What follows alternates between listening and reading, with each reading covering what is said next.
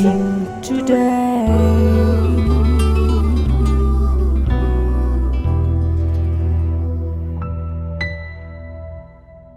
Blessing today എന്ന പേര് പറയുന്ന പോലെ തന്നെ ഞങ്ങളുടെ ഫാമിലിക്കൊക്കെ ഓരോ ദിവസവും വ്യക്തിപരമായിട്ട് ഏറ്റവും അനുഗ്രഹമായിക്കൊണ്ടിരിക്കുകയാണ്. യേശുക്രിസ്തുവിനെ അറിയാൻ ആഗ്രഹിക്കുന്ന ആർക്കും ജാതിയോ മതമോ ഭേദമന്യേ ആർക്കും മെസ്സേജ് കാണാനും അത് അനുഗ്രഹിക്കപ്പെടാനുള്ള നല്ലൊരു അവസരമാണ്. ആരും അത് പാഴാക്കരുത്. This program is sponsored by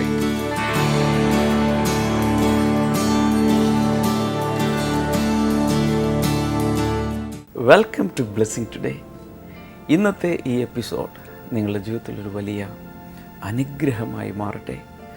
blessing today എപ്പിസോഡുകൾ ദിവസം തോറും സ്പോൺസർ ചെയ്യുന്ന എല്ലാ സ്പോൺസേഴ്സിനോടും, പലരും ഇതുവരെ നേരിട്ട് കണ്ടിട്ടില്ല, എല്ലാ പാർട്ട്നേഴ്സിനോടും പ്രത്യേകിച്ച് നന്ദി അറിയിക്കുന്നു. ഇന്നത്തെ ഈ എപ്പിസോഡ് സ്പോൺസർ ചെയ്തിട്ടുള്ള എല്ലാവരോടും ആദ്യമേ തന്നെ നന്ദി അറിയിക്കുന്നു. അവർക്ക് വേണ്ടി നമുക്കെല്ലാവർക്കും ചേർന്ന് ഈ സമയത്ത് പ്രാർത്ഥിക്കാം. കർത്താവെ, തൃക്കാക്കരയിൽ നിന്നുള്ള വെൽവിഷർക്കായി പ്രാർത്ഥിക്കുന്നു. തൻ്റെ മകളെ കർത്താവ് ആരോഗ്യം കൊണ്ട് നിറയ്ക്കണമേ. എല്ലാ രോഗങ്ങളിൽ നിന്നും കർത്താവെ അങ്ങ് സൗഖ്യം നൽകണമേ എന്ന് പ്രാർത്ഥിക്കുന്നു. മകന് BCom വളരെ സക്സസ്ഫുള്ളായി കംപ്ലീറ്റ് ചെയ്യാൻ കർത്താവ് കൃപ കൊടുക്കണമേ.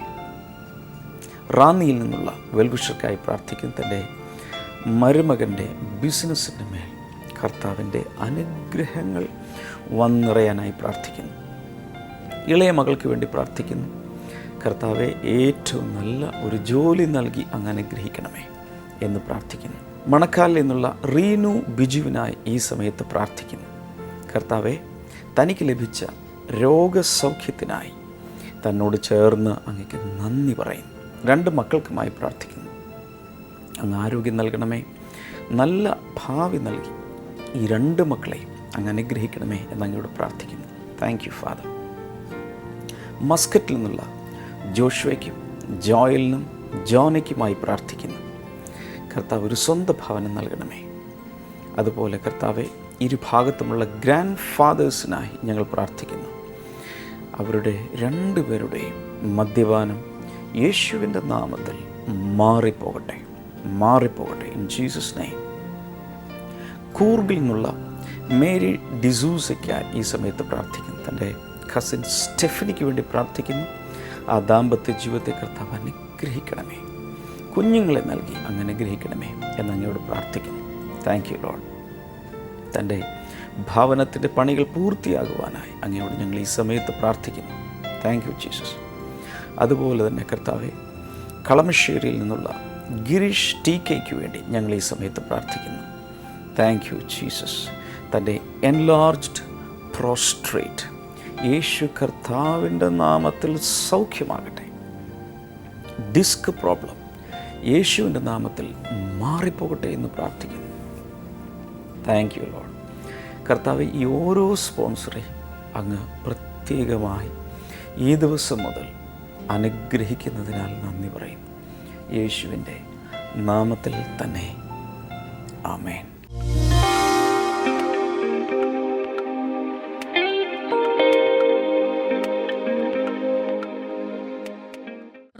എഴുതിയ ലേഖനം 8-ാം അധ്യായം അതിൻ്റെ 14-ാമത്തെ വചനത്തിലേക്ക് വരുമ്പോൾ അവിടെ നാം ഇങ്ങനെ വായിക്കുന്നുണ്ട്: ദൈവാത്മാവ് നടത്തുന്ന ഏവരും ദൈവത്തിൻ്റെ മക്കളാകുന്നു.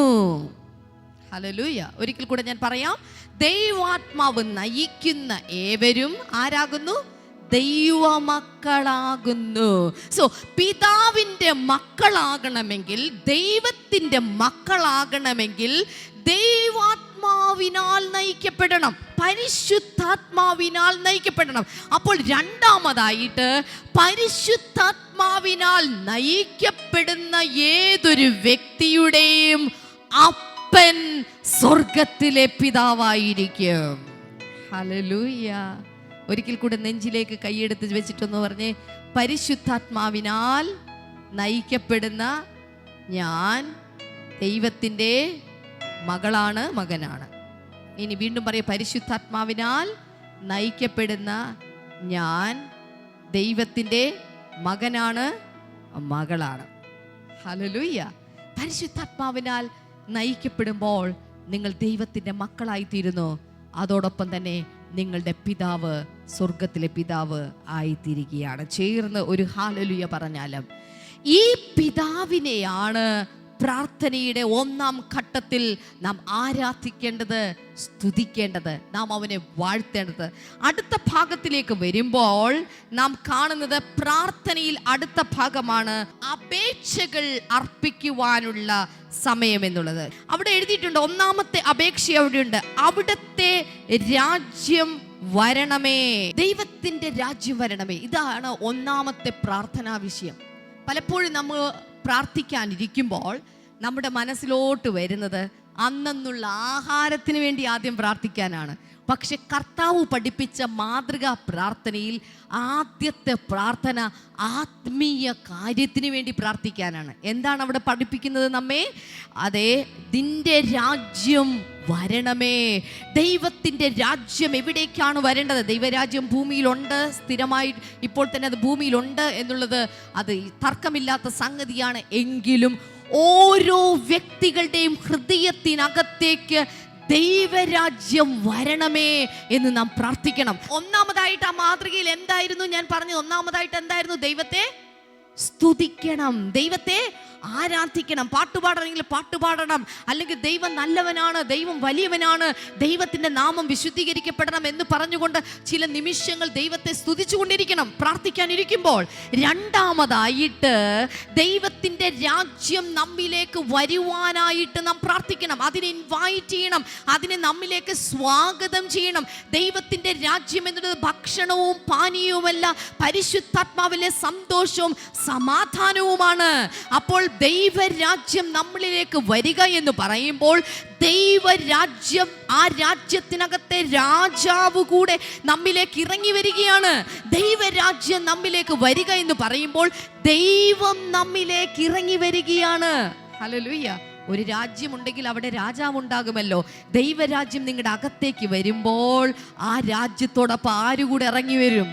രാജാവ് കൂടെ ഇറങ്ങി വരും. അടുത്തിരിക്കുന്ന ആളുടെ മുഖത്തേക്ക് നോക്കിയിട്ടൊന്ന് പറയൂ, ദൈവരാജ്യം നമ്മിലേക്ക് വരാൻ പ്രാർത്ഥിക്കണം. ഹല്ലേലൂയ.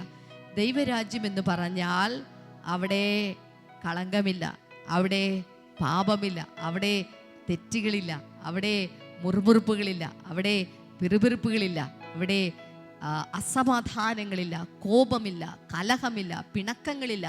ഇതൊന്നും ദൈവരാജ്യത്തിലില്ല. അവിടെ സന്തോഷവും സമാധാനവും മാത്രമേ ഉള്ളൂ. സോ ദൈവരാജ്യം എന്നിലേക്ക് വരണമേ എന്ന് പ്രാർത്ഥിക്കുമ്പോൾ നാം അറിയാതെ തന്നെ നമ്മുടെ അകത്തുള്ള ദേഷ്യം, നമ്മുടെ കോപം, നമ്മുടെ പിണക്കങ്ങൾ, നമ്മുടെ വൈരാഗ്യങ്ങൾ അത് നമ്മെ വിട്ട് മാറിപ്പോകും.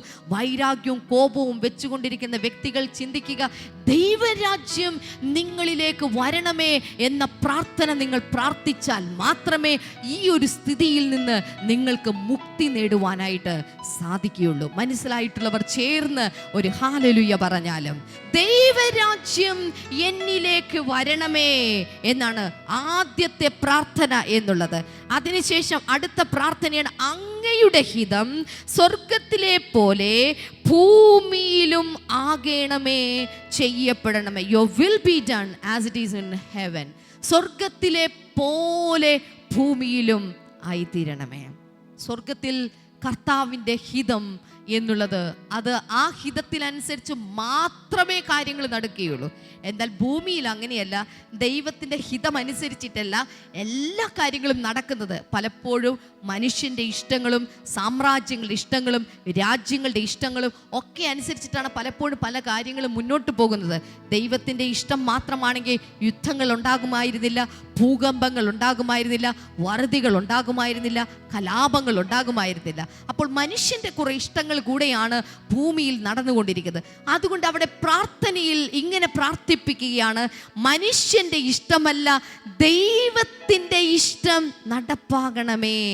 നിങ്ങൾക്ക് എത്ര പേർക്ക് പ്രാർത്ഥിക്കാൻ സാധിക്കും, എൻ്റെ ജീവിതത്തിൽ ദൈവത്തിൻ്റെ ഇഷ്ടം എൻ്റെ ജീവിതത്തിൽ നടപ്പാകണം? അങ്ങനെ പ്രാർത്ഥിക്കുന്നവരുണ്ടെങ്കിൽ വലത്തെ കൈ ഒന്ന് ഉയർത്തി കർത്താവിൻ്റെ സന്നിധിയിൽ കണ്ണടച്ചിട്ടൊന്ന് പ്രാർത്ഥിച്ചേ, കർത്താവേ അങ്ങയുടെ ഇഷ്ടം എൻ്റെ ജീവിതത്തിൽ നിവർത്തിയാകട്ടെ. ഒരു പക്ഷേ ഈ കൈ ഉയർത്തി കണ്ണടച്ച് നിൽക്കുമ്പോൾ നിങ്ങളുടെ അകത്തൊരാഗ്രഹമുണ്ട്, പ്രാർത്ഥനയുടെ ഒരു ആഗ്രഹമുണ്ട്, ഇതുപോലെ നടക്കണമെന്ന് നിങ്ങൾ ആഗ്രഹിക്കുന്നുണ്ട്. പക്ഷെ അങ്ങയുടെ ഇഷ്ടം നടപ്പാകണമേ എന്ന് പ്രാർത്ഥിക്കുമ്പോൾ കർത്താവിൻ്റെ ഇഷ്ടം അത് ഏറ്റവും നല്ലതായിരിക്കും, ഏറ്റവും മനോഹരമായിരിക്കും, ഏറ്റവും ശരിയായിട്ടുള്ളതായിരിക്കും. ഹല്ലേലൂയ. കൈകൾ താഴെയിട്ടാലും നോക്കൂ, രണ്ടാമത്തെ പ്രാർത്ഥനയാണ് അങ്ങയുടെ ഇഷ്ടം എൻ്റെ ജീവിതത്തിൽ നടപ്പാകണമേ എന്നുള്ളത്. അത് കഴിഞ്ഞു കഴിഞ്ഞാൽ മൂന്നാമതായിട്ടാണ് പ്രേ ഫോർ ആ ഡെയിലി ബ്രെഡ്. നമ്മുടെ അന്നെന്നുള്ള അപ്പത്തിന് വേണ്ടിയിട്ടുള്ള പ്രാർത്ഥന അടുത്ത മൂന്നാമത്തെ ഘട്ടത്തിലാണ് കാണുന്നത്. ബൈബിളിൽ കാണുന്നു, അതത് ദിവസത്തെ അന്നെന്നുള്ള ആഹാരം ഞങ്ങൾക്ക് തരണമേ. ഇവിടെയാണ് നിങ്ങളുടെ ഡെയിലി ബ്രെഡ് അഥവാ നിങ്ങളുടെ ആവശ്യങ്ങൾ, നിങ്ങൾക്ക് വേണ്ട കാര്യങ്ങൾ, നിങ്ങളുടെ ജീവിതത്തിലെ പ്രയാസങ്ങൾ, നിങ്ങളുടെ ഭർത്താവിനെ കുറിച്ചുള്ള പ്രാർത്ഥനാ വിഷയം, ഭാര്യയെക്കുറിച്ചുള്ളത്, മക്കളെക്കുറിച്ചുള്ളത്, ഇതൊക്കെ പറയാനുള്ള അവസരം എന്നുള്ളത് ഈ ഒരു ഭാഗത്ത് എത്തിച്ചേരുമ്പോഴാണ്. അപ്പോൾ തന്നെ അന്നെന്നുള്ള ആഹാരം എന്ന് പറയുന്നത് അത് ഭൗതിക ആഹാരത്തെയും അത് ആത്മിക ആഹാരത്തെയും അത് കാണിക്കുന്നുണ്ട്. നാലാമതായിട്ട് നമ്മൾ അവിടെ കാണുകയാണ്, എന്തെന്നാൽ ഞങ്ങളുടെ പാപങ്ങൾ ഞങ്ങളോട് ക്ഷമിക്കണമേ. എന്തെന്നാൽ ഞങ്ങളോട് പാപം ചെയ്യുന്ന സകലരോടും ഞങ്ങൾ ക്ഷമിക്കുന്നു. നാലാമതായി നാം കാണുന്നു പാപങ്ങൾ ക്ഷമിച്ചുകൊണ്ടുള്ളൊരു പ്രാർത്ഥന. പക്ഷേ ആ പ്രാർത്ഥന പ്രാർത്ഥിക്കുന്നതിന് മുൻപ് മറ്റുള്ളവരുടെ തെറ്റുകൾ നാം ക്ഷമിച്ചു കൊടുത്തിട്ട് വേണം ആ പ്രാർത്ഥന പ്രാർത്ഥിക്കാനായിട്ട്. ഹല്ലേലൂയ. പലപ്പോഴും ഇങ്ങനെ ആരോ ഒരാൾ തമാശയായിട്ട് ഇങ്ങനെ പറഞ്ഞിട്ടുണ്ട്, ഏതൊരു കാര്യത്തിനും സ്വർഗസ്ഥനായ ഞങ്ങളുടെ പിതാവ് മാത്രം ചൊല്ലിക്കൊണ്ട് പ്രാർത്ഥിക്കുന്ന ആളുകളുണ്ട്. ആ പ്രാർത്ഥന അങ്ങ് ഓർഡർ അനുസരിച്ച് അങ്ങ് ചൊല്ലും. അത് ചൊല്ലിയെന്ന് വെച്ച് ഞാൻ നേരത്തെ പറഞ്ഞ പോലെ ഒരു കുഴപ്പമില്ല, കാരണം അത് ബൈബിളിലെ വചനം തന്നെയാണ്. പക്ഷെ അത് ചൊല്ലിയത് കൊണ്ട് മാത്രം കാര്യങ്ങളില്ല. ആ ചൊല്ലലിൽ ഉള്ള പ്രാർത്ഥനയെ വിപുലീകരിച്ച് യേശുവിൻ്റെ സന്നിധിയിൽ അരമണിക്കൂറോ 15 മിനിറ്റോ ഒക്കെ ഇരുന്ന് പ്രാർത്ഥിക്കാൻ സാധിച്ചാലാണ് അത് യഥാർത്ഥത്തിലുള്ള പ്രാർത്ഥനയാകുന്നത്. സാധാരണ ഇങ്ങനെ ചൊല്ലിക്കൊണ്ട് പോയി കഴിഞ്ഞാൽ, പരീക്ഷയ്ക്ക് പോകുന്ന ഒരു കൊച്ച്, സ്വർഗസ്ഥനായ ഞങ്ങളുടെ പിതാവേ, അങ്ങയുടെ നാമം പൂജിതമാകണമേ, അങ്ങയുടെ രാജ്യം വരണമേ എന്ന് പ്രാർത്ഥിച്ച് പരീക്ഷയെ ഞങ്ങളെ ഉൾപ്പെടുത്തരുതേ എന്ന് പ്രാർത്ഥിച്ചിട്ട് പോയി എങ്ങനെ ഉണ്ടാവുന്ന പരീക്ഷ എഴുതാനുള്ളതാ കൊച്ചിന്. അപ്പോ ചില സമയങ്ങളിൽ ആ പ്രാർത്ഥനയുടെ മെത്തേഡിൽ ചില വ്യത്യാസങ്ങൾ നമുക്ക് വരുത്താനുണ്ട്. ഇവിടെ നോക്കൂ, അവിടെ പരീക്ഷയിൽ ഉൾപ്പെടുത്തരുതേ എന്നുള്ള പ്രാർത്ഥന മറ്റു പല കാര്യങ്ങളുടെ വിപുലീകരണത്തിലേക്ക് നാം പോകാനുണ്ട്. അതിന് തൊട്ട് മുൻപുള്ള ഭാഗത്താണല്ലോ ഞാൻ നിൽക്കുന്നത്. പാപങ്ങൾ മറ്റുള്ളവരുടെ ക്ഷമിച്ചുകൊണ്ടായിരിക്കണം നാം പ്രാർത്ഥിക്കേണ്ടത്. അടുത്തിരിക്കുന്ന ആളുടെ മുഖത്തേക്ക് നോക്കിയിട്ട് പറയൂ, മറ്റുള്ളവരുടെ പാപങ്ങൾ ക്ഷമിച്ചാലേ നമ്മുടെ പാപങ്ങൾ ക്ഷമിക്കപ്പെടുകയുള്ളൂ. ഹല്ലേലൂയ. മറ്റുള്ളവരുടെ പാപങ്ങൾ ആര് ക്ഷമിക്കണം? നമ്മെ വേദനിപ്പിച്ചവരുണ്ട്, നമ്മളെ സങ്കടപ്പെടുത്തിയവരുണ്ട്, നമുക്കെതിരെ തെറ്റുകൾ ചെയ്തവരുണ്ട്, നമുക്കെതിരെ കുറ്റം പറഞ്ഞവരുണ്ട്, ദൂഷണം പറഞ്ഞവരുണ്ട്, നമ്മെ വഞ്ചിച്ചവരുണ്ടായിരിക്കും, ചതിച്ചവരുണ്ടായിരിക്കും. ഞാൻ ഈ പറഞ്ഞ ഗണത്തിൽപ്പെടാത്ത അങ്ങനെ ആളുകളില്ലാത്ത ആരും തന്നെ ഇവിടെ ഉണ്ടാകുകയില്ല. ആരെങ്കിലുമൊക്കെ നിങ്ങളെ വേദനിപ്പിച്ചിട്ടുണ്ടായിരിക്കും. പക്ഷെ അവരോട് നിങ്ങൾ ക്ഷമിച്ചാൽ മാത്രമേ നിങ്ങളുടെ തെറ്റുകൾ നിങ്ങൾ കർത്താവിനോട് ഏറ്റു പറയുമ്പോൾ കർത്താവ് നിങ്ങളോട് ക്ഷമിക്കുകയുള്ളൂ. ഒരു നിമിഷം വലത്തെ കൈയെടുത്ത് നെഞ്ചിലേക്കൊന്ന് വെക്കാമോ? എന്നിട്ട് ഇങ്ങനെയൊന്ന് പ്രാർത്ഥിച്ച, കർത്താവേ, മറ്റുള്ളവർ എന്നോട് ചെയ്ത തെറ്റുകൾ ഞാനിപ്പോൾ ക്ഷമിക്കുന്നു. ഒരുപക്ഷെ നിങ്ങളുടെ മുൻപിലേക്ക് നിങ്ങളോട് തെറ്റ് ചെയ്ത ആളുകളുടെ മുഖം ഇപ്പോൾ തെളിഞ്ഞു വരുന്നുണ്ടായിരിക്കാം, അവരുടെ പേര് നിങ്ങൾക്ക് ഓർമ്മ വരുന്നുണ്ടായിരിക്കാം. ആ പേരുകൾ ഓരോന്ന് പറഞ്ഞ്, കർത്താവ്, ഇന്ന വ്യക്തിയോട് ഞാൻ ക്ഷമിക്കുന്നു, ഇന്ന ആളോട് ഞാൻ ക്ഷമിക്കുന്നു, ഇന്ന കുടുംബത്തോട് ഞാൻ ക്ഷമിക്കുന്നു, ഇന്ന കമ്പനിയോട് ഞാൻ ക്ഷമിക്കുന്നു, ഓഫീസിനോട്, ചിലപ്പോൾ അങ്ങനെ ഉണ്ടാവാം, ചില പ്രസ്ഥാനത്തോടായിരിക്കാം, ഞാൻ ക്ഷമിക്കുന്നു എന്ന് പറയാൻ തുടങ്ങുക. ഹല്ലേലൂയ.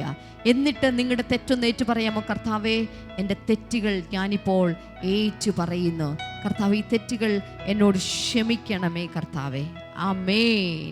ഹല്ലേലൂയ. അടുത്ത ഭാഗത്താണ് നാം കാണുന്നത് പ്രേ ഫോർ ഡെലിവറൻസ്, വിടുതലിന് വേണ്ടിയിട്ടുള്ള പ്രാർത്ഥന. അവിടെ എന്താണ് അവിടെ കാണുന്നത്?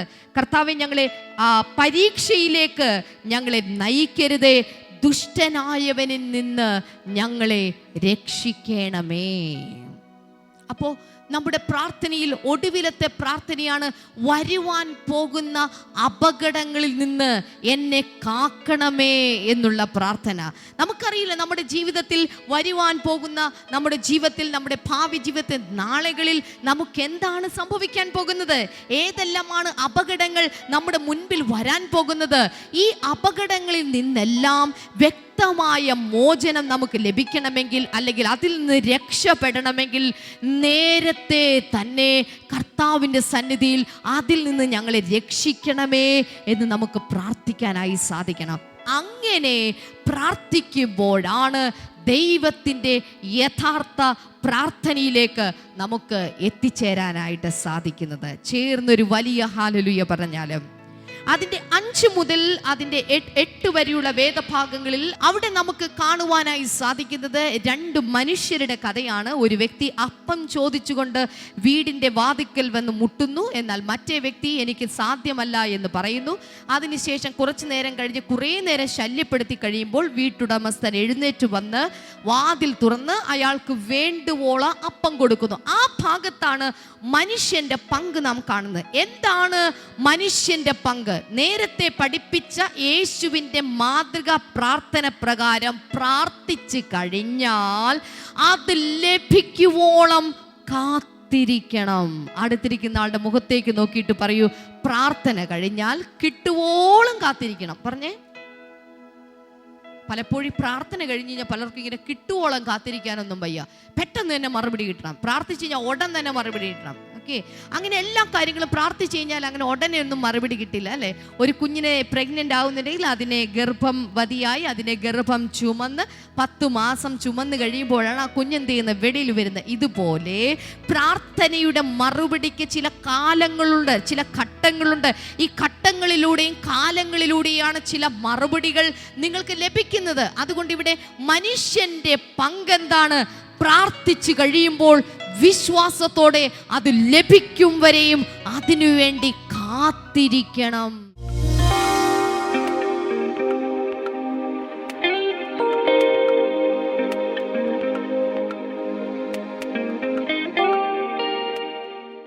റിയാൻഡിയുടെ പേര് പുഷ്പ എന്നാണ്. താൻ ഇവിടെ തന്നെ നിലമ്പൂരാണ് തൻ്റെ വീട്. താൻ പറയുന്നത് blessing today TV program sponsor ചെയ്തപ്പോൾ ദൈവം തനിക്ക് വേണ്ടി വഴിയില്ലാത്തടത്ത് വഴി തുറന്നൊരു സാക്ഷ്യമാണ് ഈ പറയുന്നത്. താൻ പറയുന്നത് തനിക്ക് 20 വർഷമായി തൻ്റെ വീട് വെച്ചിട്ട് തൻ്റെ വീട്ടിലേക്ക് വഴിയില്ലായിരുന്നു. താൻ ചെയ്യുന്നത് ഇവരുടെ പുറകിലൂടെ ഒരു കണ്ടത്തിലൂടെയൊക്കെയാണ്, ചേറിലൂടെയൊക്കെ നടന്നാണ് ഈ 20 വർഷവും നടന്ന് വീട്ടിലോട്ട് വന്നുകൊണ്ടിരുന്നത്. ഇവർക്കുണ്ടായിരുന്ന വാഹനങ്ങളൊക്കെ ഇവരുടെ സുഹൃത്തുക്കളുടെ വീട്ടിലൊക്കെയാണ് പാർക്ക് ചെയ്യുന്നതൊക്കെ.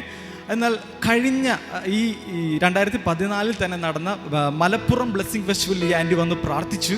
അന്ന് പ്രാർത്ഥിച്ചതിന് ശേഷം ഇവിടെ അനൗൺസ്മെൻറ്റ് നടക്കുന്ന സമയത്ത് ഇവിടെ ഇങ്ങനെ പറഞ്ഞു, TV പ്രോഗ്രാം സ്പോൺസർ ചെയ്യാൻ ആഗ്രഹമുള്ളവർ കൈ ഉയർത്തുക. അങ്ങനെ ഈ ആൻറ്റി ഒരു സൂര്യ TVയിലേക്ക് കഴിഞ്ഞ മാർച്ച് മാസം 28-ാം തീയതിയിലേക്ക് ഒരു എപ്പിസോഡ് സ്പോൺസർ ചെയ്യുവാനായി ബുക്ക് ചെയ്തു. എന്നാൽ നടന്ന സംഭവം എന്തെന്ന് വെച്ചാൽ ആ പ്രോഗ്രാം ടെലികാസ്റ്റ് ചെയ്യുന്നതിന് മുൻപ് തന്നെ തനിക്ക് വഴി കൊടുക്കാതിരുന്ന 3 വ്യക്തികളുണ്ടായിരുന്നു. പക്ഷേ അതിൽ 2 വ്യക്തികൾ പറഞ്ഞു, നിങ്ങൾക്ക് ഞാൻ വഴി തന്നേക്കാം, നല്ലൊരു വഴി, 10 അടി വീതിയുള്ള വലിയ വഴി തന്നെ കർത്താവ് ഇവർക്ക് സമ്മാനമായി കൊടുത്തു. Praise God. Hallelujah. ഞാൻ ഈ കഴിഞ്ഞ ആഴ്ചകളിലൊക്കെ പല സ്ഥലങ്ങളിൽ ചെന്നപ്പോഴും ഞാൻ കേട്ടുകൊണ്ടിരുന്ന സാക്ഷ്യം ഇതാണ്. നിങ്ങൾ കഴിഞ്ഞ ദിവസം ഒരു സഹോദരൻ്റെയും ഒരു സഹോദരിയും വർഷങ്ങളായിട്ട് കുഞ്ഞുങ്ങളില്ലാതിരുന്നതിനെ കുറിച്ച് നിങ്ങളൊരു ടെസ്റ്റ് പിടി നിങ്ങൾ കേട്ടിരുന്നോ? അവരും ഒരു TV-യിൽ ഒരു സ്പോൺസർ ചെയ്ത് നിങ്ങളത് കണ്ടു കാണുമായിരിക്കും. അവരൊരു കുഞ്ഞുണ്ടാകാൻ വേണ്ടിയിട്ട് അവരത് സ്പോൺസർ ചെയ്തു. ദൈവം അത്ഭുതങ്ങൾ ചെയ്തു. എന്തുകൊണ്ടാണ് ഒരു എപ്പിസോഡ് സ്പോൺസർ ചെയ്യുമ്പോൾ അത്ഭുതം നടക്കുന്നത് എന്ന് ചോദിച്ചാൽ, നിങ്ങൾ പ്രയോജനപ്പെടുന്നത് ലക്ഷക്കണക്കിന് ആളുകൾക്കാണ്. നിങ്ങൾ സ്പോൺസർ ചെയ്യുന്ന ഒരു എപ്പിസോഡ് കൊണ്ട് ലക്ഷക്കണക്കിന് ആളുകളിലാണ് രോഗസൗഖ്യങ്ങളും വിടുതലുകളും അത്ഭുതങ്ങളും ഒക്കെ നടക്കുന്നത്. അപ്പോൾ പിന്നെ അതിൻ്റെ ഒരു പങ്കു ഓഹരിയും നിങ്ങൾക്ക് ഉണ്ടാകാതിരിക്കുമോ? ഹല്ലേലൂയ. അതാണ് എപ്പിസോഡുകൾ സ്പോൺസർ ചെയ്യുമ്പോൾ സംഭവിക്കുന്ന അത്ഭുതങ്ങൾ എന്നുള്ളത്. ഈ സഹോദരിയുടെ നേരെ കൈകൾ നീട്ടി അനുഗ്രഹിച്ചൊന്ന് പ്രാർത്ഥിച്ചേ. കർത്താവെ, ഞങ്ങൾ ഒരുമിച്ച് ചേർന്ന് ഈ മകളെ അനുഗ്രഹിച്ച് പ്രാർത്ഥിക്കുന്ന കർത്താവിൻ്റെ നന്മകളും അനുഗ്രഹങ്ങളും കർത്താവ് ചൊരിഞ്ഞതിനായി നന്ദി പറയുന്നു. ദൈവികമായ അനുഗ്രഹങ്ങളാൽ നന്മകളാൽ കർത്താവ് നിറച്ചതിനായി നന്ദി പറയുന്നു. കർത്താവെ, പിതാവിൻ്റെയും പുത്രൻ്റെയും പരിശുദ്ധാത്മാവിൻ്റെയും നാമത്തിൽ ഈ മകളെ ഞാനിപ്പോൾ അനുഗ്രഹിച്ച് പറഞ്ഞയക്കുന്നു. യേശുവിൻ്റെ നാമത്തിൽ തന്നെ. ആമേൻ.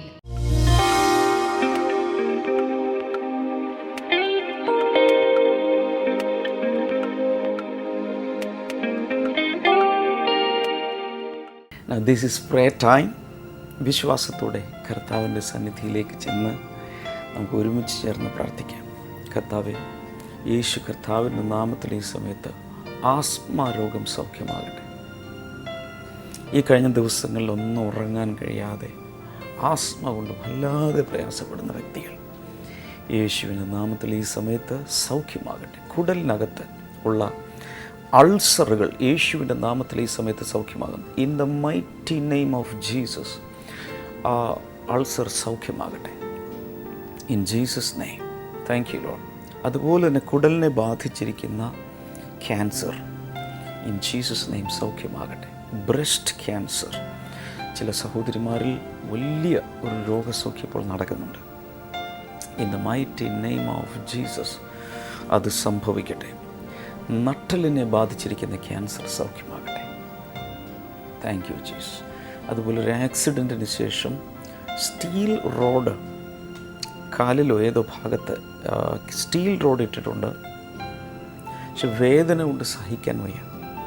എന്തൊക്കെയോ വലിയ പ്രയാസങ്ങളിലൂടെ പോകുന്നു. സർജറിക്ക് ശേഷം വല്ലാതെ പ്രയാസപ്പെടുന്നൊരു വ്യക്തി യേശു കർത്താവിൻ്റെ നാമത്തിൽ ആ വ്യക്തി വിടുതൽ പ്രാപിക്കട്ടെ. ഇൻ ജീസസ് നെയിം വിടുതൽ പ്രാപിക്കട്ടെ. Thank you Jesus. വിടുതലുണ്ടാകട്ടെ in Jesus name. Varicose vein യേശുവിൻ്റെ നാമത്തിൽ ഇപ്പോൾ സൗഖ്യമാകട്ടെ. അതുപോലെ കാലിൻ്റെ പാദങ്ങളിൽ വല്ലാത്ത ഒരു സ്കിൻ ഡിസീസ് വന്നിട്ട് ത്വക്ക് പൊളിഞ്ഞു പോകുന്നു. വല്ലാത്ത നീറലും പ്രയാസവുമായിരിക്കുന്നൊരു വ്യക്തി യേശുവിൻ്റെ നാമത്തിൽ ആ വ്യക്തി ഇപ്പോൾ സൗഖ്യമാകട്ടെ. ഇൻ ജീസസ് നെയിം സൗഖ്യമാകട്ടെ. കുഞ്ഞുങ്ങളില്ലാത്തവർക്കായി പ്രാർത്ഥിക്കുന്നു. ദൈവികമായൊരു വിടുതൽ ദാമ്പത്യ ജീവിതത്തിൽ ഉണ്ടാകട്ടെ. Thank you holy spirit. വിവാഹപ്രായമെത്തി വിവാഹം നടക്കുന്നില്ല, അങ്ങനെ പ്രയാസപ്പെടുന്ന വ്യക്തികൾ കർത്താവ് യേശുവിൻ്റെ നാമത്തിൽ അങ്ങനെയുള്ളവരുടെ മേൽ കർത്താവെ കരം വെച്ച് വിടുതൽ നൽകണമേ. കരളിനെ ബാധിച്ചിരിക്കുന്ന രോഗങ്ങൾ ഇപ്പോൾ സൗഖ്യമാകട്ടെ. ഹാർട്ട് സൗഖ്യമാകട്ടെ. കിഡ്നികൾ യേശുവിൻ്റെ നാമത്തിൽ സൗഖ്യമാകട്ടെ. പൈശാചിക ശക്തികൾ മൂലം വന്നിരിക്കുന്ന ചില രോഗങ്ങൾ അത് സ്കാനിങ്ങിലോ ടെസ്റ്റുകളിലോ ഒരുപക്ഷെ ഡയഗ്നോസ് ചെയ്യപ്പെടുകയില്ല. എന്നാൽ ആ പൈശാചിക ശക്തികൾ ഇപ്പോൾ യേശുവിൻ്റെ നാമത്തിൽ ശരീരങ്ങളിൽ നിന്നും മാറിപ്പോട്ടെ. വിടുതലുണ്ടാകട്ടെ. Thank you Lord. അതുപോലെ ഒരു കാതിൽ നിന്നും പഴുപ്പും അതുപോലെ വെള്ളവും ഒഴുകിക്കൊണ്ടിരിക്കുന്ന വല്ലാത്ത ദുർഗന്ധം മൂലം പ്രയാസം അനുഭവിക്കുന്ന ചില വ്യക്തികൾ യേശുവിൻ്റെ നാമത്തിൽ ഇപ്പോൾ അവർ സൗഖ്യമാകട്ടെ. ആ വെള്ളം ഒലിക്കുന്നതും പഴുപ്പ് വരുന്നതും യേശുവിൻ്റെ നാമത്തിൽ നിൽക്കട്ടെ. In Jesus name. നിങ്ങളുടെ രോഗമോ പ്രയാസമോ എന്താണെങ്കിലും ഈ സമയത്ത് കൈ നീട്ടി പിടിച്ചുകൊണ്ട് വിടുതൽ സ്വീകരിക്കുക. കർത്താവെ, അങ്ങയുടെ കൈകളിൽ നിന്നും വലിയ രോഗസൗഖ്യങ്ങൾ ഇപ്പോൾ ജനങ്ങളിലേക്ക് പകരുന്നതിനാൽ നന്ദി. In Jesus name. ഹോസ്പിറ്റലുകളിൽ, വീടുകളിൽ യാത്ര ചെയ്തുകൊണ്ട് ഈ എപ്പിസോഡ് കാണുന്നവർ ഇവരെല്ലാം യേശുവിൻ്റെ നാമത്തിൽ വിടുതലുണ്ടാകട്ടെ. ഏതോ ഹോട്ടൽ റൂമിൽ ഇരുന്നു കൊണ്ട് ഇത് കണ്ടുകൊണ്ടിരിക്കുന്ന ചില വ്യക്തികളിൽ ഭയങ്കരമായ ഏതൊരു ട്രീറ്റ്മെൻറ്റിന് വേണ്ടി നിങ്ങൾ വന്നതാണ്. ഒരു ഹോട്ടൽ ഏതൊരു റൂമെടുത്ത് നിങ്ങൾ താമസിക്കുന്നു. ആ മുറിയിൽ ഇരുന്നു കൊണ്ടാണ് നിങ്ങൾ പ്രാർത്ഥിക്കുന്നത്. എന്നാൽ ഇപ്പോൾ യേശുവിൻ്റെ നാമത്തിൽ ഒരു വലിയ രോഗസൗഖ്യം ഇപ്പോൾ ഈ റൂമിൽ വെച്ച് തന്നെ കർത്താവ് നൽകുകയാണ്. In Jesus name. വലിയൊരു ദൈവിക സമാധാനം. അതോടൊപ്പം നിങ്ങൾക്ക് തന്നെ ശരീരത്തിൽ ആ ദൈവിക ശക്തിയെ അനുഭവിക്കാൻ കഴിയുന്നുണ്ട്. In Jesus name. In Jesus name. In Jesus name. കർത്താവെ, നീ അങ്ങനെ ചെയ്തതിനാൽ നന്ദി. യേശുവിൻ്റെ നാമത്തിൽ ആമേൻ. ഇന്നത്തെ പ്രോഗ്രാം കണ്ടതിന് പ്രത്യേകിച്ച് എല്ലാവരോടും നന്ദി പറയുന്നു. നാളെ ഈ സമയത്ത് വീണ്ടും നമുക്ക് കാണാം.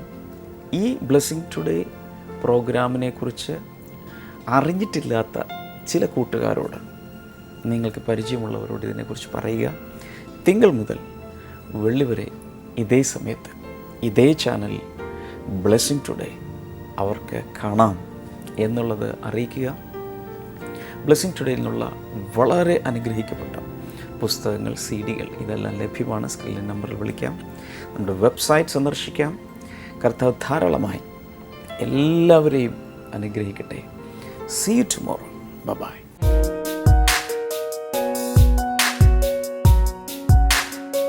ബൈബിളാനിയിലേക്ക് സ്വാഗതം.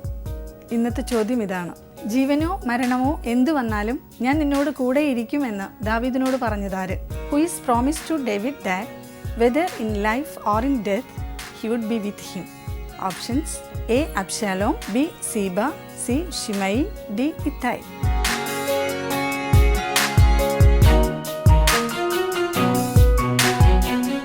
നിങ്ങളുടെ ഉത്തരങ്ങൾ 9645221221 എന്ന നമ്പറിലേക്ക് SMS ചെയ്യുക. ചെയ്യേണ്ട format BT space ABC or D space നിങ്ങളുടെ പേരും പൂർണ്ണ മേൽവിലാസവും. ശരിയുത്തരം അയക്കുന്നവർക്ക് OM ബോക്സ് നൽകുന്ന പ്രത്യേക സമ്മാനങ്ങൾ ഞങ്ങൾ അയച്ചു തരുന്നതാണ്.